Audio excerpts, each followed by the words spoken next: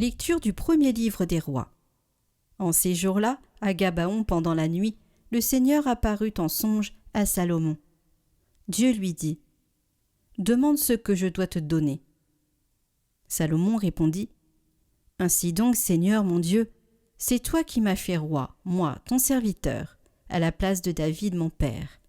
Or, je suis un tout jeune homme, ne sachant comment se comporter, et me voilà au milieu du peuple que tu as élu.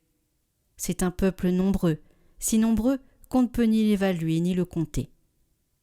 Donne à ton serviteur un cœur attentif, pour qu'il sache gouverner ton peuple et discerner le bien et le mal.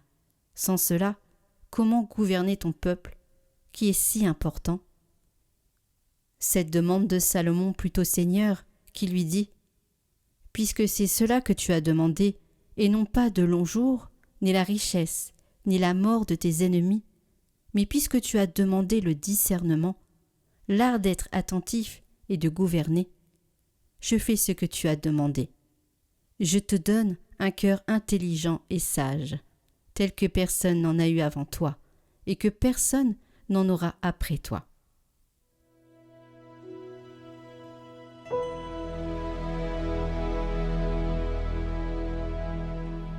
De quel amour j'aime ta loi, Seigneur. Mon partage, Seigneur, je l'ai dit, c'est d'observer tes paroles. Mon bonheur, c'est la loi de ta bouche, plus qu'un monceau d'or ou d'argent. Que j'ai pour consolation ton amour, selon tes promesses à ton serviteur. Que vienne à moi ta tendresse et je vivrai. Ta loi fait mon plaisir. Aussi j'aime tes volontés, plus que l'or le plus précieux.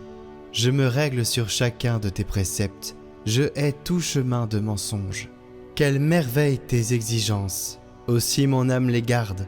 Déchiffrer ta parole illumine, et les simples comprennent.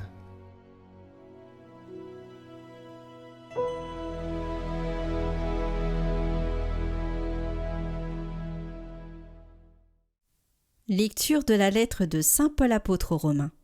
Frères, nous le savons, quand les hommes aiment Dieu, lui-même fait tout pour contribuer à leur bien, puisqu'ils sont appelés selon le dessein de son amour.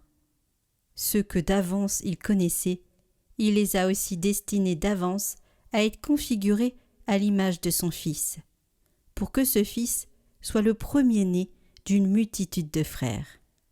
Ceux qu'il avait destinés d'avance, il les a aussi appelés. Ceux qu'il a appelés, il en a fait des justes. Et ceux qu'il a rendus justes, il leur a donné sa gloire.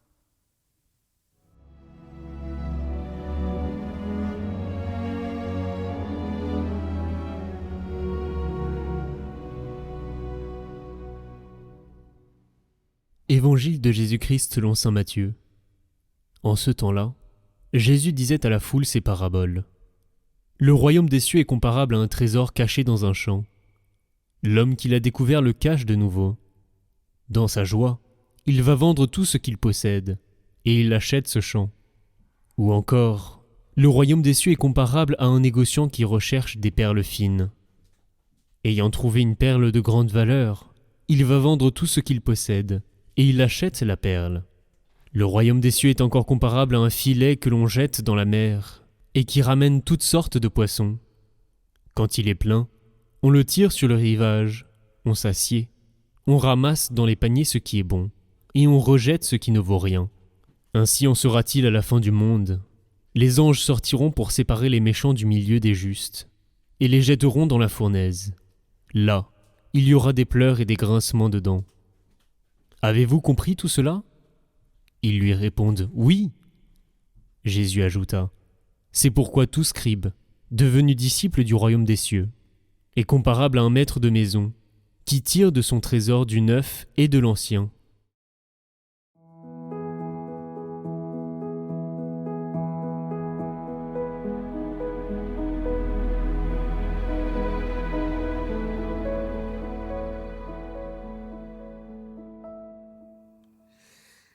Au cœur de l'été, nous avons, en ce 17e dimanche du temps ordinaire, une parabole ou plusieurs paraboles sur le royaume des cieux. Qu'est-ce que ça veut dire, en fait, cette présence de Dieu au cœur de nos vies? Comment l'obtenir? Comment la garder? Comment peut-elle nous construire? Euh, Cette image du trésor, je vais lire, hein. Le royaume des cieux est comparable à un trésor caché dans un champ. L'homme qui l'a découvert le cache de nouveau. Dans sa joie, il va vendre tout ce qu'il possède et il achète ce champ. C'est intéressant, c'est-à-dire que ça nous explique vraiment ce qu'est la conversion, hein. La conversion, ce n'est pas je vends tout et j'ai un trésor, mais j'ai un trésor et je vends tout. Et pour nous, au cœur de l'été, c'est de se poser la question, est-ce que ce don de Dieu est suffisamment fort pour que je me mette en route, pour que je vende quelque chose? Est-ce que Dieu m'attire suffisamment pour que je préfère sa présence à mes babioles, mes richesses et tout le reste, pour reprendre la première lecture avec le texte sur Salomon? Quelles sont les implications de ce trésor dans le champ pour notre vie? D'abord, c'est que Dieu est caché. Parce que Dieu nous aime, il ne nous force pas, donc il faut le chercher. Est-ce que je recherche Dieu? On voit bien dans l'Évangile comment on a plusieurs types de personnes, hein. Vous avez des personnes comme le jeune homme riche qui cherche Dieu. Maître, que dois-je faire pour avoir en héritage la vie éternelle? Et puis vous en avez d'autres, Jésus leur parle en parabole, Jésus vient vers eux, vers ce peuple, il ne demande pas d'explication. Donc est-ce que je suis un homme, une femme tendue vers cette présence de Dieu? La deuxième chose, après la recherche, est-ce que Dieu est un trésor? Il est comparé à un trésor, à une perle précieuse dans le deuxième texte. À quoi je vois que Dieu est un trésor? C'est que un trésor, eh bien, on va vendre tout ce qu'on possède pour acheter ce champ. On va vendre ce qu'on possède, on achète la perle. Bref, il y a quelque chose de l'ordre de la préférence et de la rupture. Avec le Christ, choisir le Christ implique des ruptures. On va quitter ses parents, on va quitter ses amis, les ouvriers dans la barque, hein. On va quitter un métier parfois. Hein. Montre-moi ce dont tu es capable de te soustraire et je te dirai si vraiment tu aimes celui qui vient à toi. Vous voyez, le choix du célibat, par exemple, pour un prêtre, c'est une rupture, et ça signifie aussi une préférence, la présence, la venue de Dieu dans ma vie, dans une vie. Hein, quand je prépare des gens en mariage, je vérifie toujours que des ruptures ont été faites. Vous voyez, quelqu'un, par exemple, qui se marie avec quelqu'un d'autre qui a une famille qui habite au loin, ça supposera certainement des voyages à l'étranger plus importants que deux personnes qui habitent dans l'Hexagone, par exemple, et qui n'ont pas des parents au loin. Bref, parfois on a du mal à faire ses choix parce qu'on pense être malheureux en faisant ses choix. Vous voyez, la vie avec le Christ implique des ruptures, mais parfois on ne voit pas suffisamment ce que le Christ pourra nous apporter. Et parfois on oublie, on a du mal à faire ses choix parce qu'on oublie la finalité de notre vie. Dans la troisième parabole, le royaume de Dieu est comparable à quelqu'un qui va tirer au soir, à la fin du monde, un filet sur la berge. Et il y aura dans ce filet des poissons qui vont être triés. Le mot important, il me semble, c'est à la fin du monde, au soir de notre vie. Et donc il nous faut toujours tous vivre notre vie en fonction aussi du soir. Comment j'aimerais être trouvé au soir de ma vie? Dans quel état, dans quelle disposition, avec quelle affaire, quels objets? Qu'est-ce que je voudrais avoir donné? Qu'est-ce que je voudrais avoir gardé pour moi? La dernière chose, c'est en cet été aussi, de se dire comment on peut transformer notre être par la pratique de la vertu. Hein, vous savez, notre vie, c'est pas simplement de faire des choses pour les autres, mais c'est que les choses, les activités nous fassent, nous transforment. Et donc, dans ce jugement dernier, avec ces poissons qui vont être triés sur la rive, en fait, on ne sait pas très bien quel est le bon ou le mauvais poisson. On ne sait pas très bien quel est l'ivraie et le bon grain. On n'arrive pas tellement à distinguer. Ce n'est qu'au soir de la vie qu'on distingue si une vie a du poids. Et donc, peut-être demander la grâce de de se demander comment les activités que nous faisons nous transforment, comment les difficultés finalement apparentes au premier regard ne sont pas tellement des difficultés pour être transformées. Vous voyez ce que dit saint Paul dans la deuxième lecture, hein? Quand les hommes aiment Dieu, Dieu lui-même fait tout contribuer à leur bien, puisqu'ils sont appelés selon le dessein de son amour. Dieu fait tout contribuer à notre bien. Et donc nous sommes un petit peu comme ce scribe qui arrive au soir de sa vie à sortir du neuf et de l'ancien, de ce qu'il a reçu durant sa vie. C'est-à-dire dire, tiens, ça c'est neuf. Ah, c'est peut-être une histoire très ancienne qui m'est arrivée, mais comme je la recueille aujourd'hui avec la sagesse que j'ai, j'y comprends comme une nouveauté pour moi, une sagesse. Et puis il y a d'autres choses qui seront du domaine de l'ancien au sens qui vont disparaître, que je ne vais pas garder. Donc soyons, vous voyez, dans ce temps qui est peut-être plus calme au cœur de l'été, demandons cette sagesse pour distinguer, vous voyez, la présence de Dieu qui nous attire et qu'on puisse décrypter notre vie, lire notre vie pour comprendre ce que le Christ nous demande maintenant dans notre quotidien chaque jour. Voilà, bon été à chacun d'entre vous, bonne route, que le Seigneur nous transforme par tout ce que nous vivons.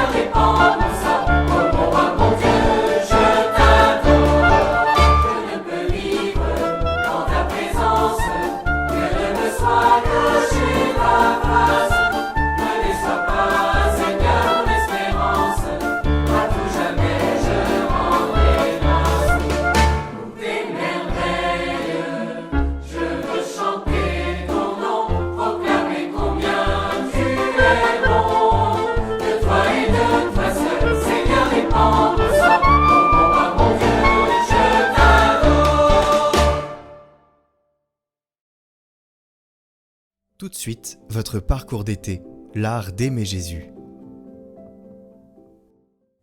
Dimanche 26 juillet. Celui qui aime Jésus-Christ veut faire plaisir à Dieu. En vérité, dit saint Jean Chrysostome, si ce bonheur nous est donné d'accomplir une chose qui plaît à Dieu, que nous faut-il de plus? Quelle autre récompense? Il n'est pas de plus haute récompense, pas de plus heureuse fortune à laquelle puisse atteindre une créature que celle-là, contenter son Créateur. Sainte Thérèse d'Avila prescrit à qui veut devenir un saint de vivre sans aucun autre désir que de contenter Dieu. Et sa première fille spirituelle, la vénérable Béatrice de l'Incarnation, disait « Une chose minime quelconque, faite pour Dieu, est hors de prix, et rien ne peut en égaler la valeur. » Cette parole est vraie, car ces actions qui visent au plaisir de Dieu sont des actes de divin amour qui nous unissent à Dieu et nous enrichissent pour l'éternité. On appelle la pureté d'intention une céleste alchimie par laquelle le fer est transformé en or. En d'autres termes, les occupations les plus vulgaires, travail, repas, délassement, sommeil, si on les accomplit en vue de Dieu, sont changées en or du saint amour. Saint Alphonse nous rappelle que dans l'amour, le plus important n'est pas tant l'œuvre en elle-même que l'intensité de l'amour qu'on y met. Pour agir pour Dieu en toute chose, il nous suffit de vouloir agir par amour pour lui. Lui faire plaisir, c'est un peu plus que faire sa volonté. Je ne me contente pas de faire car il le veut, mais je veux le faire car je sais que cela lui fera plaisir. Cela nous invite à une attention supplémentaire. Comme un époux ou une épouse, des parents ou des enfants se porteront une mutuelle attention car ils veulent se faire plaisir les uns aux autres. Quoi que vous fassiez, faites-le par amour de Dieu, faites-le pour son bon plaisir. Ainsi, toutes vos actions ne resteront pas seulement bonté, mais deviendront charité. Prenez donc quelques instants pour prendre conscience que, dans la relation qui vous unit à Dieu, vous pouvez réellement faire plaisir à Dieu. À chaque instant, Dieu vous regarde et il lui plaît de voir que vous faites les choses pour lui faire plaisir. Prions avec saint Alphonse pour demander la grâce de faire plaisir à Dieu dans chacune de nos actions quotidiennes. Ô Dieu de tout amour, ô Seigneur des cieux d'en haut, vos traits sont si doux, si gracieux à regarder, qu'un seul regard serait une béatitude ineffable. Vous êtes béni, vous êtes le seul, l'unique qui peut combler mon cœur de son amour. Ô beauté suprême et splendeur infinie, ô source intarissable et océan de délices, ô vie qui me fait vivre ma véritable vie d'en haut, je vous donne, Seigneur, mon amour tout entier. Amen.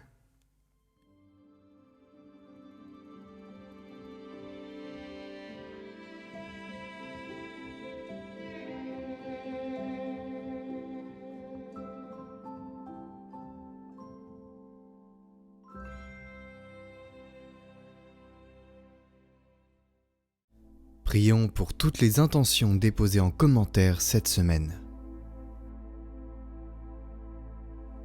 Notre Père qui êtes aux cieux, que votre nom soit sanctifié, que votre règne vienne, que votre volonté soit faite sur la terre comme au ciel. Donnez-nous aujourd'hui notre pain de ce jour. Pardonnez-nous nos offenses, comme nous pardonnons aussi à ceux qui nous ont offensés. Et ne nous laissez pas entrer en tentation, mais délivrez-nous du mal. Amen. Je vous salue Marie, pleine de grâce, le Seigneur est avec vous. Vous êtes bénie entre toutes les femmes, et Jésus, le fruit de vos entrailles, est béni. Sainte Marie, Mère de Dieu, priez pour nous, pauvres pécheurs, maintenant et à l'heure de notre mort. Amen. Gloire au Père et au Fils et au Saint-Esprit, comme il était au commencement, maintenant et pour les siècles des siècles. Amen.